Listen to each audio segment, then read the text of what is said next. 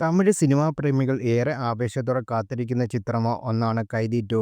ലോകേഷ് കനകര സംവിധാനം ചെയ്യുന്ന 'കൈദി'യുടെ രണ്ടാം ഭാഗമാണ്. ചിത്രത്തിൽ അനുഷ്ക ഷെട്ടി നായികയാകുമെന്ന അഭ്യൂഹങ്ങൾ സമൂഹമാധ്യമങ്ങളിൽ സജീവമാണ്. ഇപ്പോൾ ആ അഭ്യൂഹങ്ങൾ സംബന്ധിച്ച പുതിയ വാർത്തകൾ വന്നിരിക്കുകയാണ്.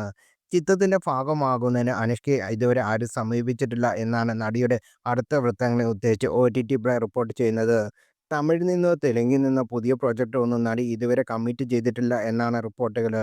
'ഘാട്ടി' എന്ന സിനിമയാണ് അനുഷ്കയുടെ റിലീസ് കാത്തുനിൽക്കുന്നത്. 2025 ജൂലൈ 11-നാണ് ചിത്രം ആഗോള റിലീസായി എത്തുക. ക്രഷ് ജഗലാമുണ്ടി ചിത്രം സംവിധാനം ചെയ്യുന്നത്. 'വേദം' എന്ന ചിത്രത്തിന് ശേഷം അനുഷ്കയും ക്രഷും ഒന്നിക്കുന്ന ചിത്രം കൂടിയാണ് യുവി ക്രിയേഷന്റെ ബാനറിൽ അനുഷ്ക അഭിനയിക്കുന്ന നാലാമത്തെ ചിത്രം കൂടിയാണിത്. 2 വർഷത്തിനു ശേഷം തിയേറ്ററിലെത്തുന്ന അനുഷ്കയുടെ ചിത്രം കൂടിയാണ് 'ഘാട്ടി'.